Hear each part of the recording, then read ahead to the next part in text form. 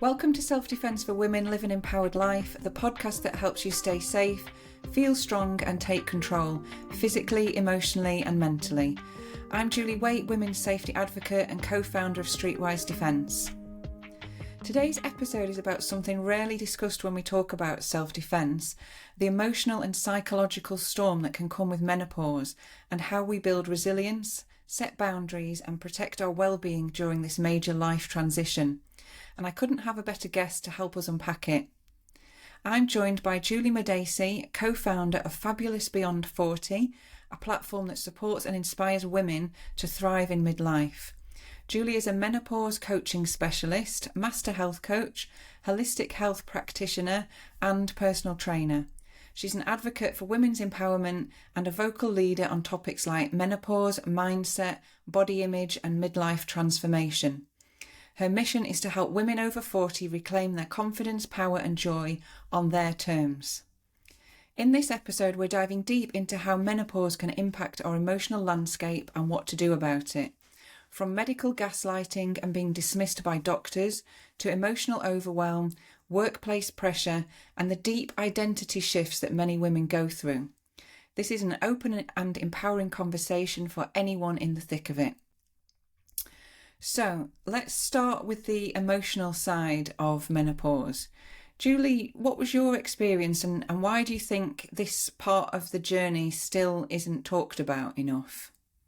Well, it's interesting because my own personal journey is the reason I got into doing this in the first place.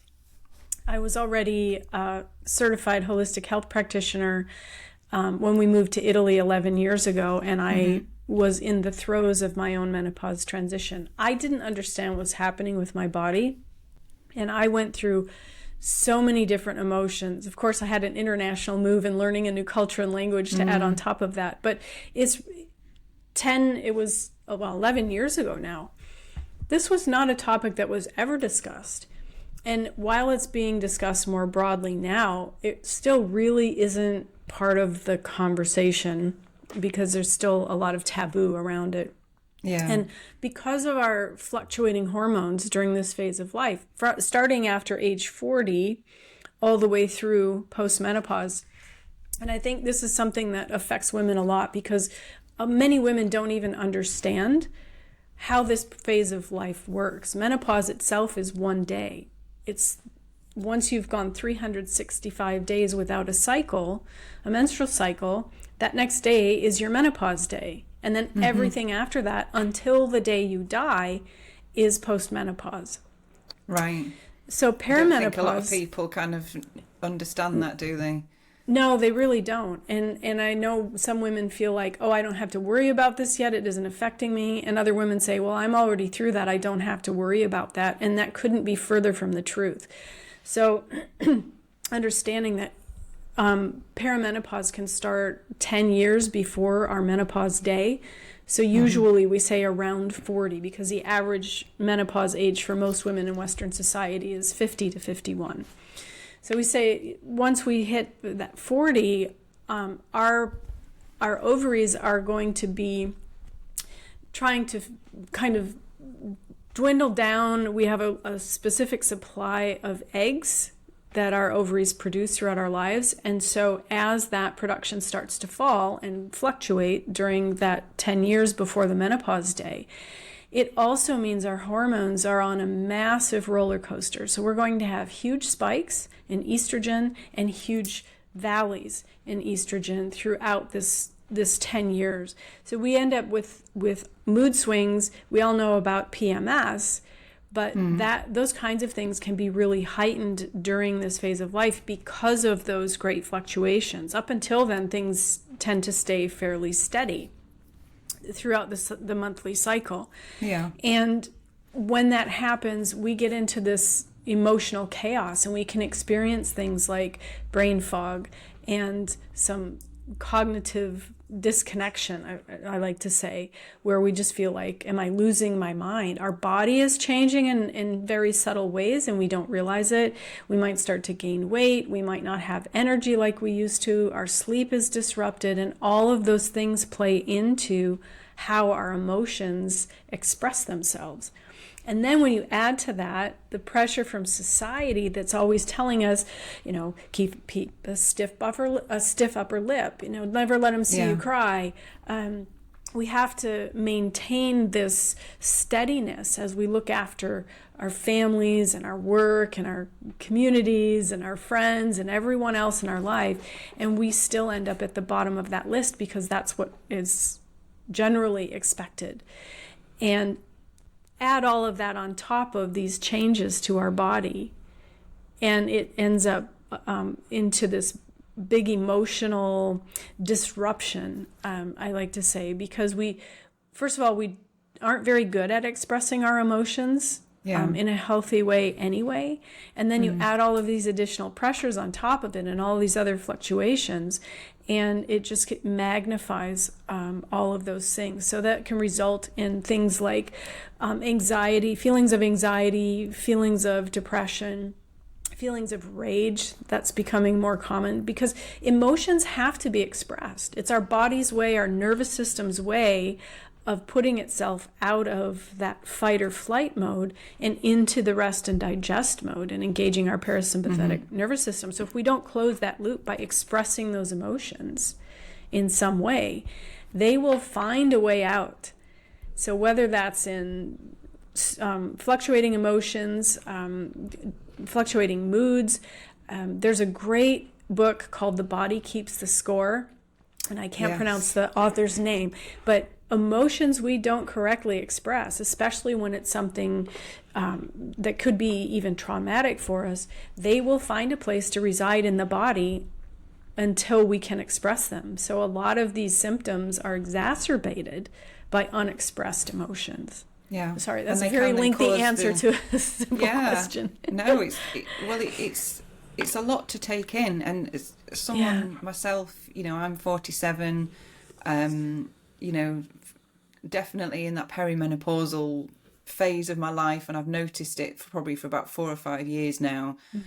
Physically, not quite so much emotionally yet, but I can see how when you've got things like the not being able to sleep as well, and the brain fog and all of those other things, you start to question yourself, and I think it can lead to this kind of self-esteem, self-worth, and just like wondering where your place is in the world and how to deal with that.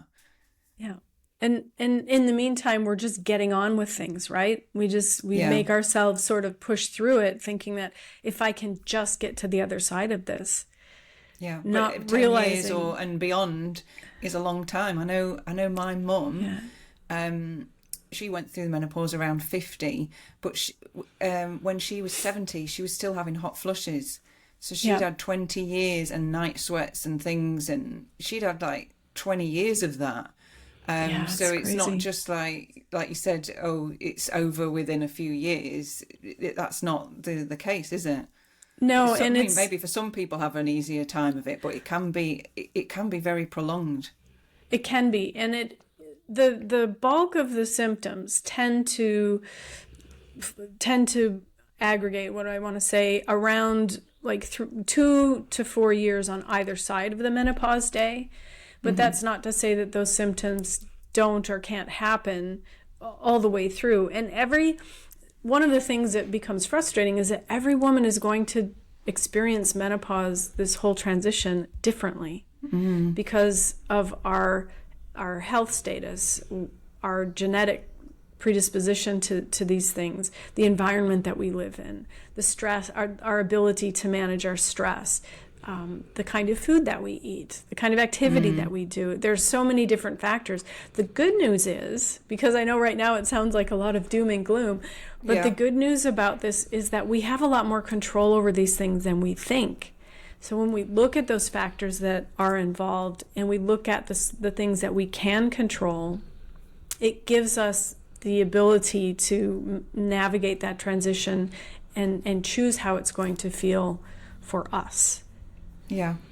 And what are some of those things that if someone's kind of in the thick of it now and they're feeling a lot of those emotions that we've just talked about, what are some things that people can do just to try and, make life a bit easier for themselves and make the transition easier? Are there some practical things that people can do? Sure, absolutely. I think the first thing to look at is how you sleep, because sleep affects everything. All of our body's maintenance and repair things are done during our sleep. And that affects our hormones, that affects our digestion, it affects our immune system, it affects our ability to store and recall memories, and of course it affects our energy. So looking at sleep hygiene, I think, is a really important thing. So what is your bedroom setup like? What is your nighttime routine like? Do you have a way to wind down? How close to bedtime are you eating your last meal? Are you looking at screens right up until you go to bed, or maybe even while you're in bed?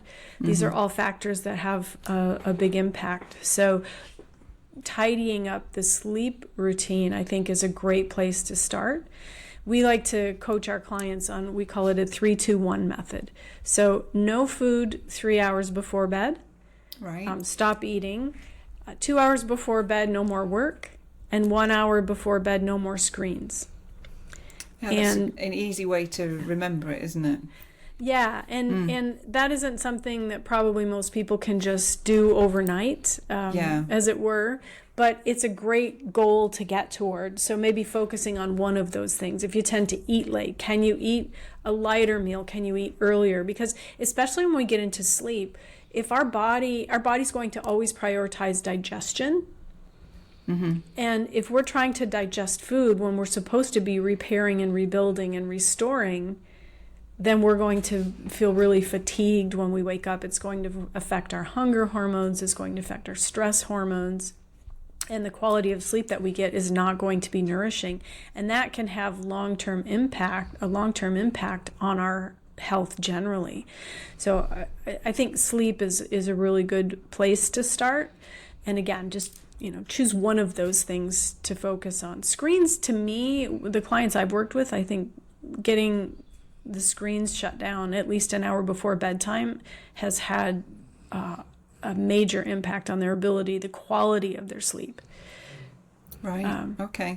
I think a lot of people, it's hard, isn't it? You get in this habit of just check the messages before bed, or you get into bed and just check everything and turn the phone off. I know I'm guilty of that.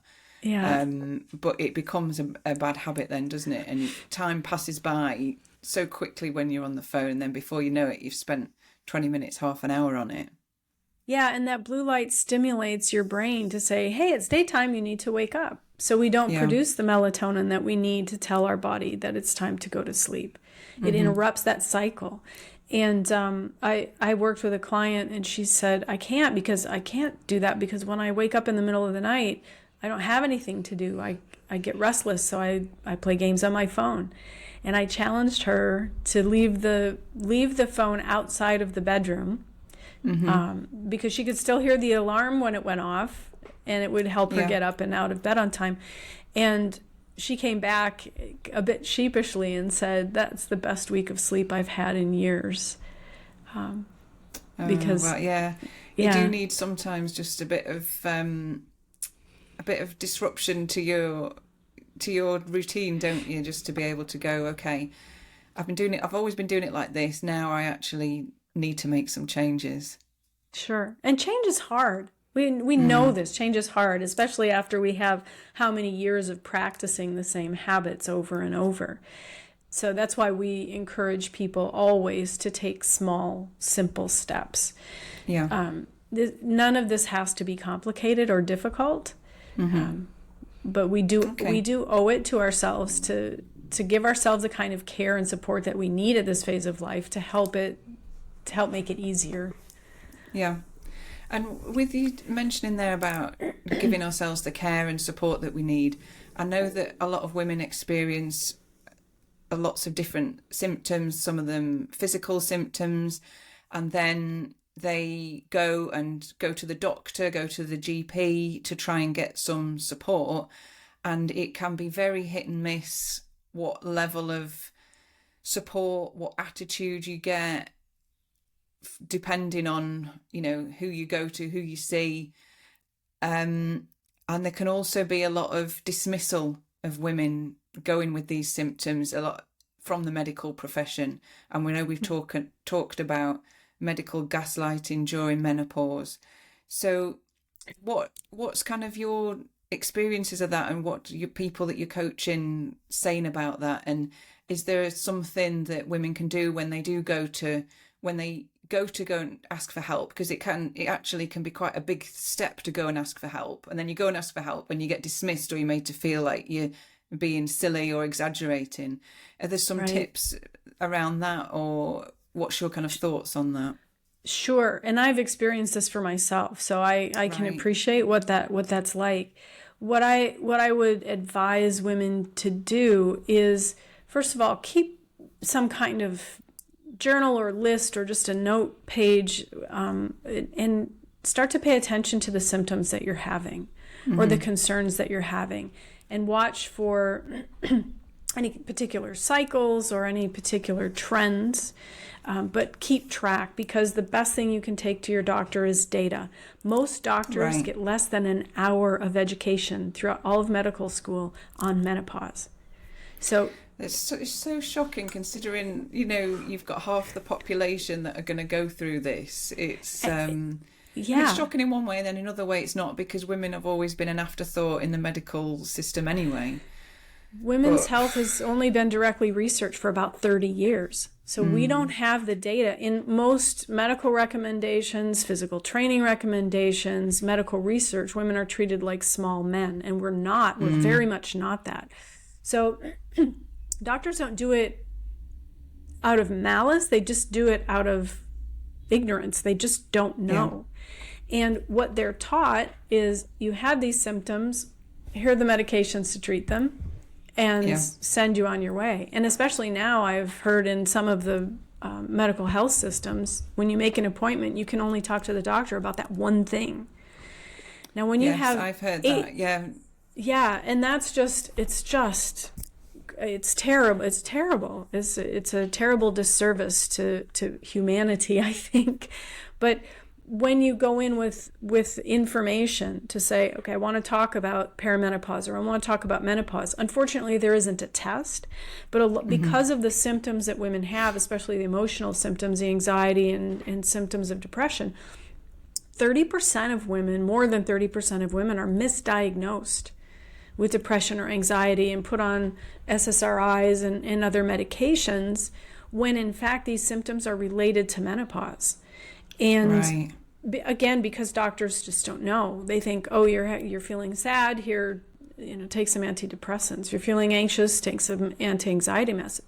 But when we look at this phase of life as a whole, and some of the holistic things we can do to support it, those medications aren't necessary. Now, of course, there's a time and place for these things. I'm not dismissing medicine as a whole, but when you have 8 minutes with your doctor, maybe 12 if you're lucky, you need to go in prepared to give them the most information you can so that they can help you, because that doesn't give them time to understand your history, your experiences, all of your symptoms, ask you questions about your lifestyle, different factors that might be involved.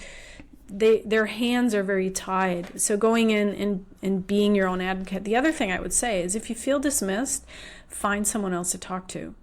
Look for someone who is a specialist in menopause, because there are more and more doctors who are taking this specialization now and offering these kind of specialized services. And even if it means going private, I know that can add up to a big expense from time to time, but when you look at your longevity, your quality of life, and your long-term health, it's worth that investment to find somebody you feel comfortable and you can trust, and who can guide you, who's knowledgeable about what happens to your body in menopause, because there's a lot of misinformation about menopause hormone therapy and hormone replacement therapy, because of one study that was done with synthetic hormones and enormous doses that caused breast cancer, and so many more women can get relief there. Maybe it's not the answer for everybody, and it probably shouldn't be the first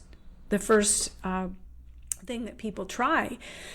But again, a lot of these options aren't offered to women because doctors just don't know. Yeah.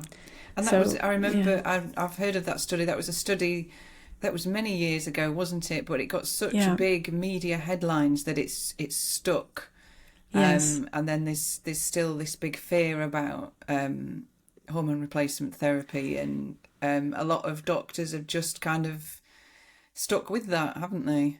They have. And bioidentical hormones aren't available everywhere, but they can be very helpful for women. When you think about it, we have estrogen receptors through our entire body. We have them in our brain, we have them inside of our lungs, we have them in our digestive tract, we have them all over our body.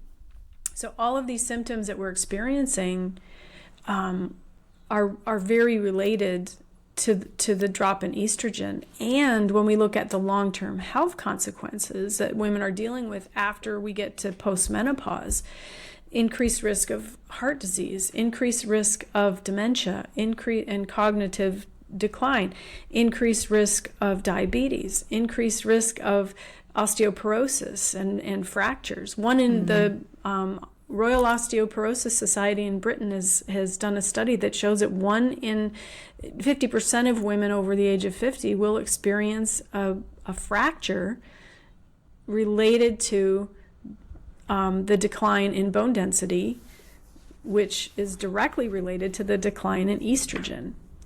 So, but again, now we learn that weight-bearing exercise can help us build bone and keep our muscle strength and keep our mobility and flexibility and help us avoid those consequences later in life.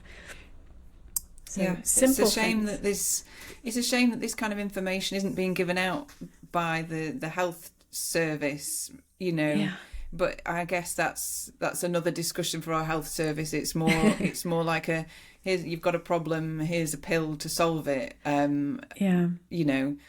at least we've got, people like yourselves who are out trying to help and educate about this, because I think a lot of women do feel quite lost during this time. And if you went to the doctors and you were dismissed or just offered an antidepressant, you might feel like that's your only option if you've not got the education and knowledge about it. Exactly. And this is, there's so much conflicting information out there, and that's what makes it really difficult. That's why we focus so much on science-based information that we share with people, because it doesn't need to be complicated. You don't need a miracle supplement. Something that worked for your Aunt Sue isn't necessarily going to work for you because your experience is different. But when we get down to the basics, and that's how we coach, 4 pillars, right? Think, eat, move, live. How we think affects our experience through this transition and our ability to do the things that our body and mind needs to support us. How we eat, obviously, majorly affects our health generally. And it also can affect how we experience menopause symptoms. Some of the common triggers are caffeine, sugar, and alcohol. Now, who doesn't want their morning cup of coffee? Yeah. Who doesn't want a glass of wine occasionally to wind down in the evening, or those cravings for chocolate?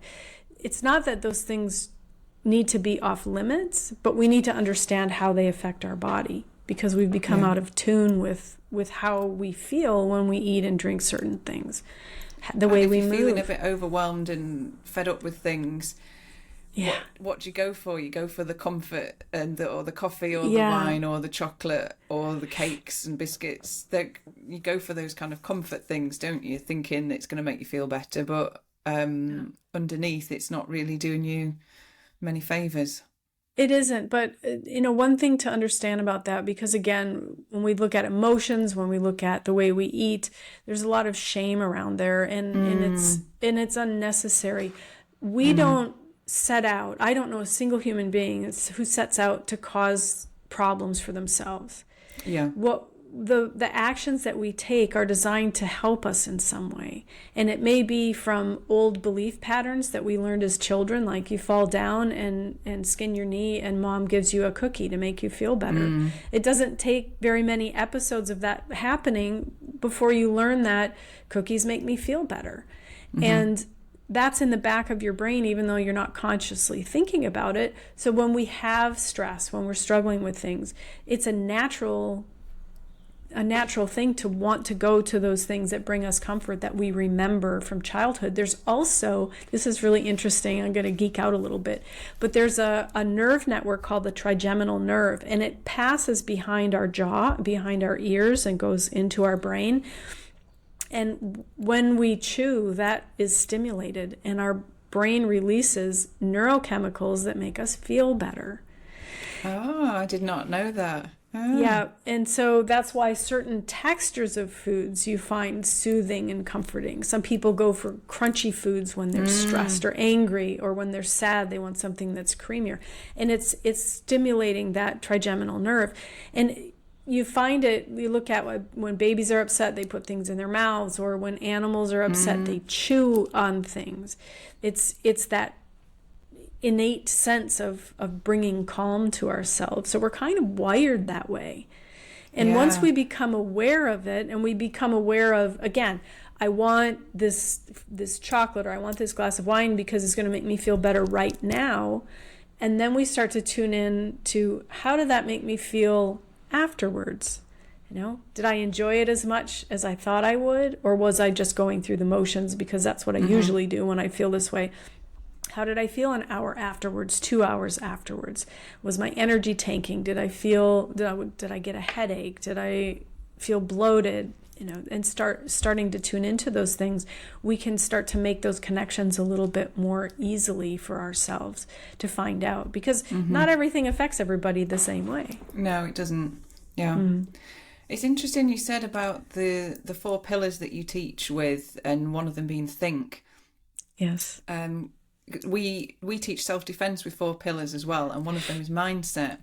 And it's just, a lot of what we teach, the emotional self-defense and the physical, it's about kind of understanding and believing at your core that you're worth protecting, that nobody has the right to encroach or cross your boundaries, and a lot of women that we teach just have this view of, the people quite often say things like, well, so long as everyone else is okay, then I'll manage, so long as the family are okay, so long as they get what they need, and putting themselves last. And I know we kind of mentioned that at the beginning when we talked about the emotional side of things, but are there things that women can do during this life phase when they are feeling quite vulnerable, just to be able to maybe set some boundaries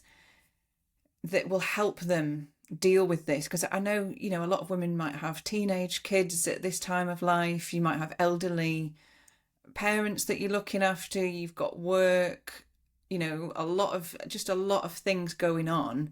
Is there anything around that, around like the boundaries or the emotional resilience advice that you can give to women for this? Sure. We talk a lot about boundaries because it's so important. And I think one of the interesting things is that we often say it's okay to say no to people, but we don't tell people how to say no to people. Because, as women, again, we're expected to take care of everything. We're still the majority of the caregivers. We're expected to just juggle it all and do it with a smile. Because of the changes that are going on in our brain and our body at this phase of life, we are less resilient. So our level of tolerance for these things is declining. And one of the things that I think is the most helpful is to decide where in my life am I doing something that I don't really want to do, that maybe I'm feeling even a little bit resentful about. Right, yeah. That's a good place to start. And then being able to back off a little bit, to not say yes every time, to give yourself some room. And you don't necessarily have to say no immediately to things, but maybe learning some responses like, let me check my schedule and get back to you. Or, now isn't a great time for me, but I could maybe look at this later on. Or, have you thought about contacting so-and-so instead? Being able to bring that space in. And I promise you there will be some guilt feelings when you first do that, especially because you're not used to it. And because people have this expectation of you to always say yes. So it might be difficult for them as well. But we have to start somewhere. And I often advise people to practice with someone you're comfortable with.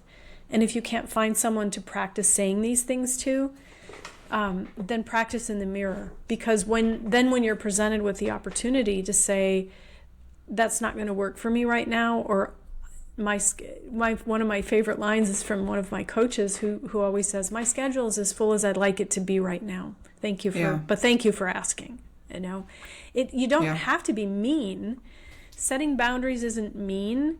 Letting yourself get burnt out is mean, because you end up giving people whatever happens to be left of you rather than giving them the best of you. And I look at setting boundaries and self-care as our number one responsibility, because if we're not at our best, how can we possibly expect to look after everything else that's going on in our lives? And I did work with one client who was really struggling with this, and she got to the point where she was resentful of her husband and kids because she never had that moment of peace. So one of the first things she did was she decided to try a 5-minute, I love the 5-minute habit, because we all can find 5 minutes in the day. And if we can't, then we have bigger issues. Yeah. So so what she started to do was take 5 minutes when she got home from work at the end of the day to say, I want this 5 minutes to go and decompress. And she would go up to her bedroom and taught the kids, because there were times when they tried to come in anyway. She said, I want this 5 minutes, give me this 5 minutes, and then I'm all yours. And that 5 minutes led to not only her feeling better, but the family ultimately respecting that time. And if she needed time elsewhere in the day or weekend or whatever, she could just say, I'm going to go decompress for a bit. And they knew that it was her time to be left alone. And that worked really well for the family. Again, it took a little adjustment, but they did it. And that 5 minutes led into 30 minutes over the course of about 6 months. So that became her time to do some yoga, or to do some journaling, or to get in a quick workout. And when she started doing the yoga and the workout, her kids saw her doing that. And then they started getting involved as well. So she started teaching them these healthier habits. And again, this didn't happen overnight, but it started with that 5 minutes and just making that request. Say, look, I really need your support here. Are you willing to help me? I mean, if you ask for help, just are you willing to support me and give me 5 minutes? And somebody says no, then you might want to reevaluate that relationship. That's a really good place to start, because you can feel like, I know I've been thinking, I'd like to do some yoga or different things, and you think, well, I can't think of where there's any time in the day. But if you can start small and build up, and then I think as well, you don't feel like you're asking for something unreasonable. Not that it's unreasonable to have some time to do yoga, but that's kind of like a mum's perspective of, I've got all these, I've got to take people here, I've got to do this, I've got to do that.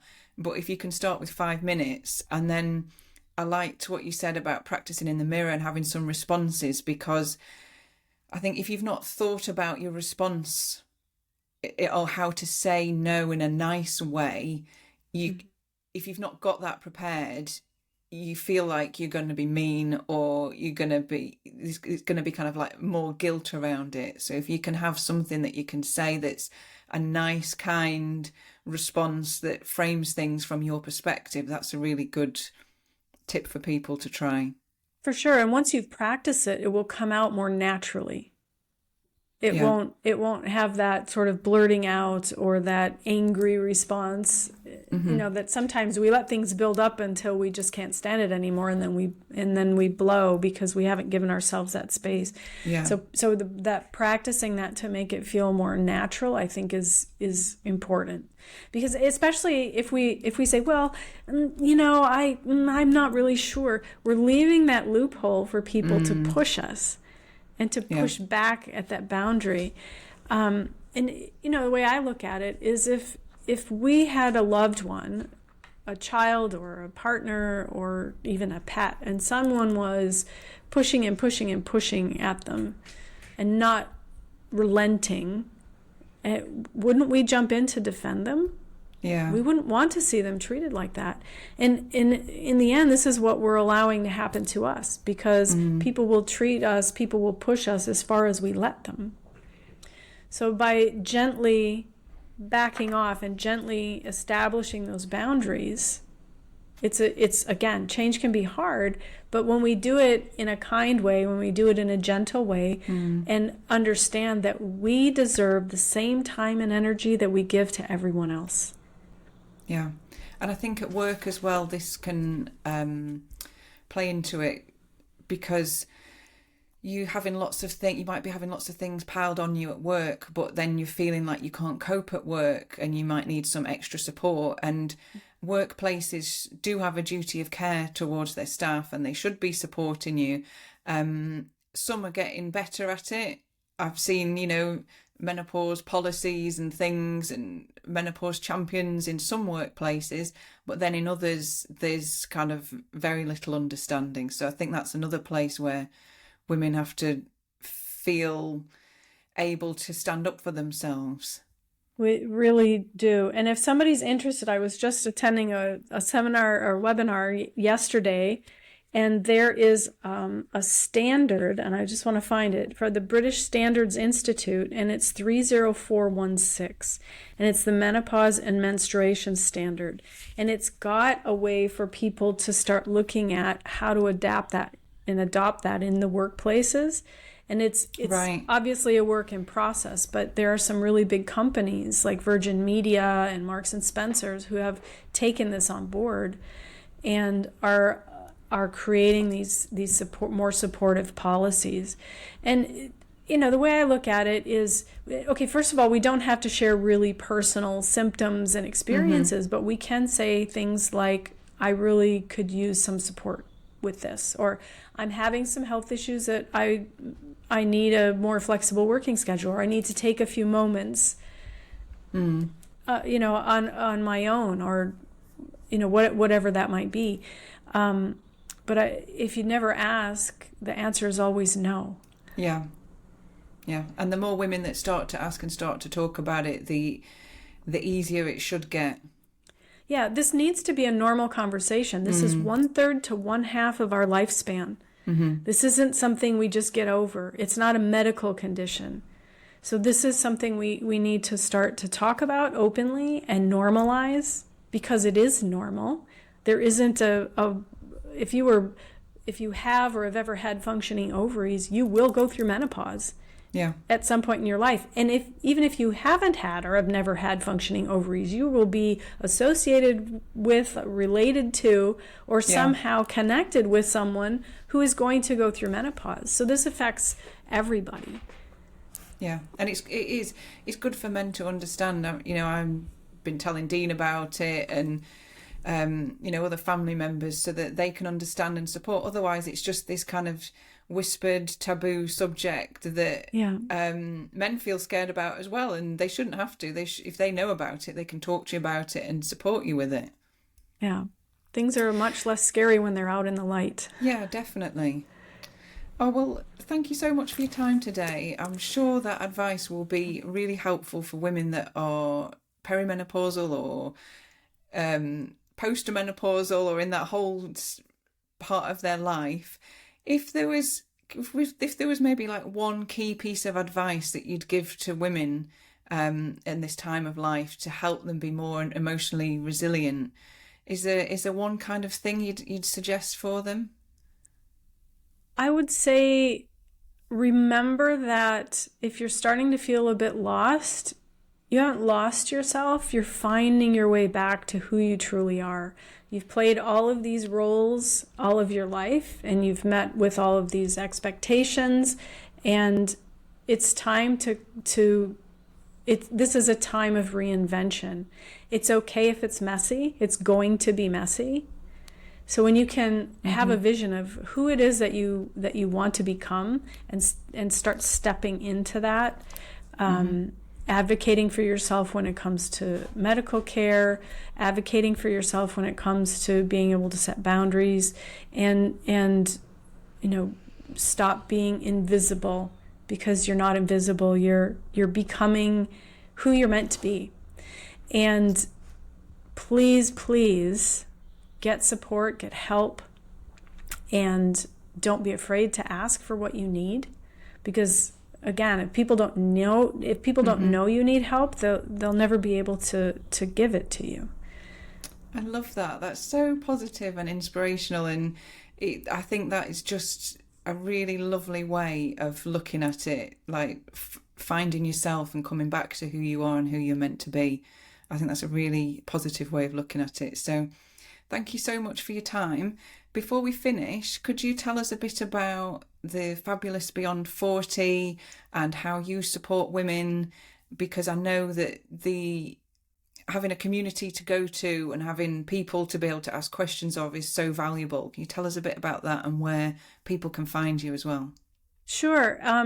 My business partner James and I are we have our company called Fabulous Beyond 40, and we coach women through this whole transition to help them be confident and resilient and find that pathway to who they are becoming. And we navigate through those 4 pillars. So we look at how do we think, how do we eat, how do we move, and how do we live. And we take this 360-degree approach to whole holistic health and managing this important phase of life. And we love it. We have a great community. We have a membership that we offer women where we coach around those 4 pillars, and we have different success paths as we've outlined, because we've got so many resources that it's hard to know where do you start, right? So we look at what is someone's goal, what is it that they're dealing with that's bothering them the most. For a lot of women, it's their weight. For a lot of women, it's their energy. For other women, it might be getting into exercise or just looking at their longer term health. So we've created success paths to help guide them that way. And it's really fun, because when you've got that support, especially when it comes to coaching, you've got a more objective, well-educated view of what's happening. You can learn a lot about yourself, and then being in a community of like-minded women, there's a tremendous amount of support. And we call it the tribe membership, because we really do feel like this is an important piece of that. Women are looking for information, women are looking for support, and we, as coaches, we were looking for resources to share with our clients.